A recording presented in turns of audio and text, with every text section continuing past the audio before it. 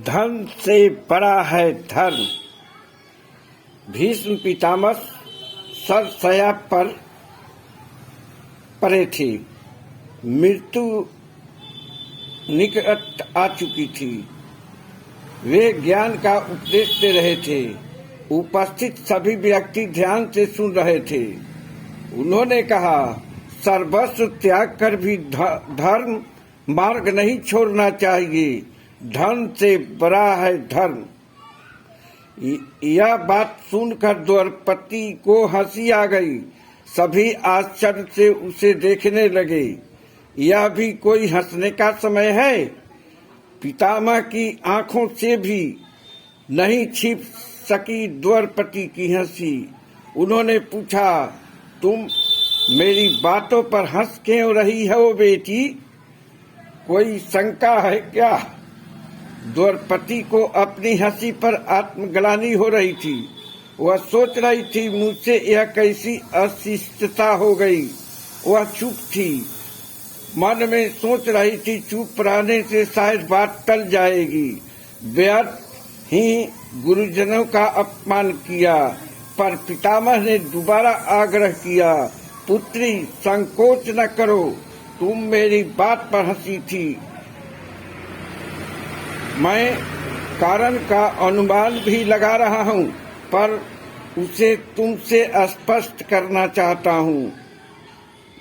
अब द्रौपदी करे तो क्या, वह नहीं भी कहे तो पितामह स्वयं समझने वाले थे। पुरानी आप बीती शब्दों में बह चली।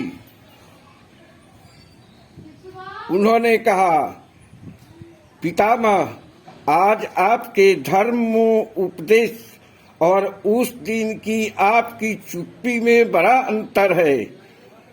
कौरवों की सभा में एक वक्त द्रौपदी का चीरहरण हो रहा था।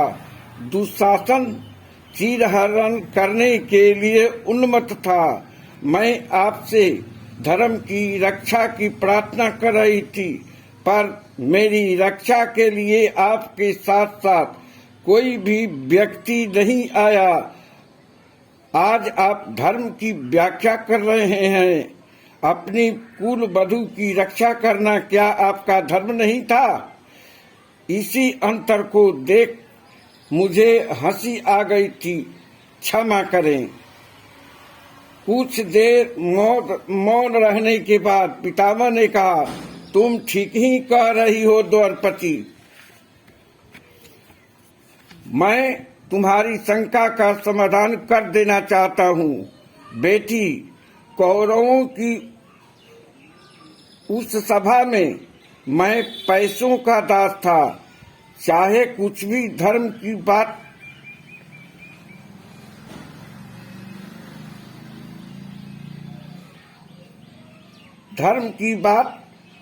नहीं कह पाया।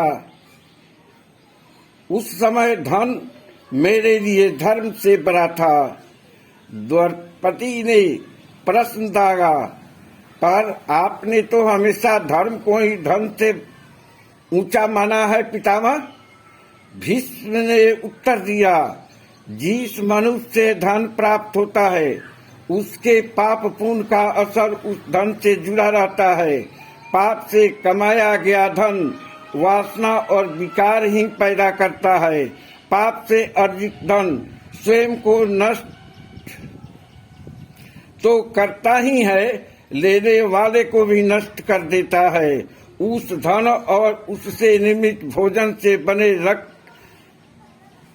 उस समय मेरे धमनियों में बह रहा था। दूसरी तरह से बुद्धि नष्ट थी और विवेक साथ नहीं दे रहा था।